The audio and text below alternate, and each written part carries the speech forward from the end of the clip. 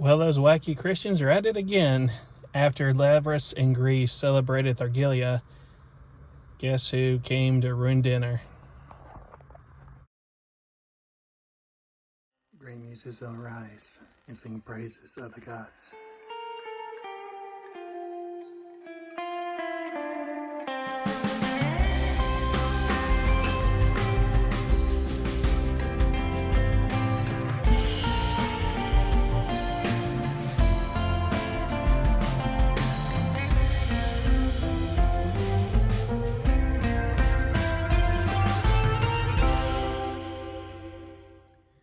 What is up, guys? So I was looking on Google for anything in the news for Hellenic Polytheism. I always like to check up to see if there's any mention of a spiritual faith in the news or if anything is actively happening. And lo and behold, as of yesterday, Elise Wells has posted on the Wild Hunt this article I'm about to share with you that's actually really concerning and yet not surprising. So let's take a look at this article by Elise Wells of the Wild Hunt and check out what she says, and then we'll throw our thoughts into this. Vandalism at a sacred site. Hellenic Polytheist altar destroyed on Athens Hill by Elise Wells. So the Labrys worship community, an inclusive Hellenic Polytheist group based in Greece, celebrated Thargelia earlier this month on the night of May 4th, 2025. Thargelia is an ancient festival honoring the birthdays of Artemis and Apollo. The ritual took place on the community's public altar at Philopappou Hill in Athens. But in the hours following the ritual, their altar was destroyed and defaced in what community members are calling an act of religious-motivated vandalism. Accounts suggest that their altar was destroyed and defaced by Orthodox Christians, as noted by the markings left on the site. Greece recognizes the Eastern Orthodox Church as the prevailing religion in its constitution, which is Article 3, but it also guarantees religious freedom. Nevertheless, Orthodoxy holds a privileged status and a deep cultural influence.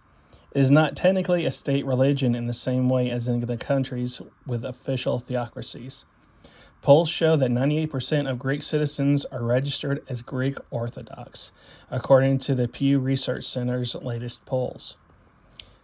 Since its founding 15 years ago, Labrys has chosen to perform most of its rituals in an open, guarded for some hours but with free access, archaeological site in the center of Athens, and Philopappou Hill, directly across from the Acropolis, at the ruins of the shrine to the hero Museos, the poet, prophet, and priest in Greek tradition whose name is related to the Muses, the goddesses of inspiration in poetry, music, and the arts, reinforcing his connection to the divine inspiration. Quote, "To serve our worship needs and respects the site and its uniqueness as an archaeological area. We always use a makeshift altar made of stones from the area. Simple stones, not fragments from the archaeological remains. We often carry out cleaning work in the wider area because being open, some irresponsible visitors throw garbage, cigarettes, or other objects in the general area. In general, we respect and take care of the site not only because it's our ritual site, but also due to its archaeological significance," explains Christos Pendion Penopoulos, a founder of Labrys. Our reporter notes that they had the pleasure of participating in the ritual with Labrys in the past, and so the Wild Hunt contacted Christos right away when I saw the news. He explained that unfortunately this is not the first time this has happened. Quote, "Over the years, the destruction of our altar, due to its non-interventionist, non-stable nature, has become a common phenomenon," Christos said. "Sometimes there is a minor damage due to exposure to weather conditions, sometimes complete destruction by site crews when they carry out cleaning work based on the instructions from the relevant authorities, and sometimes clearly by vandals who, for their own reasons, decide to scatter their stones on the beautiful altar." End quote. Although they always expect to find some damage for the former two reasons, it's the intentional destruction that draws the most concern. Quote, recently the cases of destruction caused by the latter group of people have dangerously increased, and they have even left their mark so that we know that this is due to religious hatred, the historically known monotheistic hatred against polytheism, end quote. This recent attack is the most harmful one in the recent years, Panopoulos explained. Quote, not only was the altar leveled, but various larger slabs used as bases for ritual objects were found broken and thrown even onto the ancient remains of the hero shrine, which also suffered damage, end quote. And to really make their mark again on the ancient site, the Vandals left a very clear message. Quote, the Christians' graffiti with the letters signifying IC Nika, meaning Jesus Christ conquers, has been visible for some months on the stone wall of the site. A reminder that monotheistic fundamentalism is still alive and working through the cracks of our modern societies, ready to return them to the previous state of totalitarian barbarism.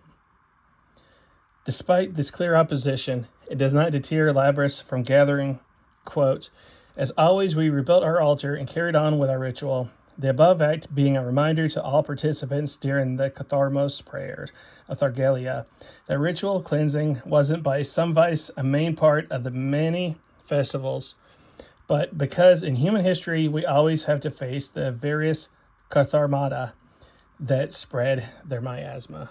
So it's always a sad day when you hear about that thing happening, that you have intolerance in countries that don't respect other religions outside of their own, and they go and vandalize and threaten other paths that are not theirs.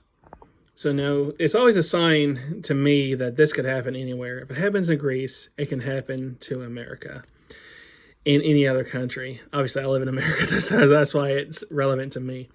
You know, we always say it couldn't happen here, but it happens all the time. You hear news sites that report about pagan shops being vandalized, and even in Massachusetts and Salem, they threw paint on the statue of Sabrina, not Sabrina, but Bewitched. You know, the witch from Bewitched. There is a statue, and they threw red paint on that. I'll show you that.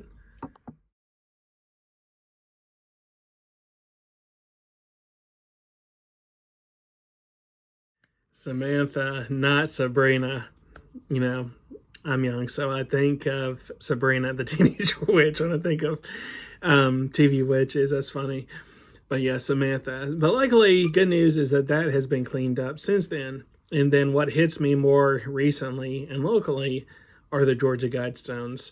So for those that don't know, the Georgia Guidestones were in the state of Georgia, not far from where I live, and were very many times called America's Stonehenge. And it scared local Christians, and look what happened to the Georgia Guidestones.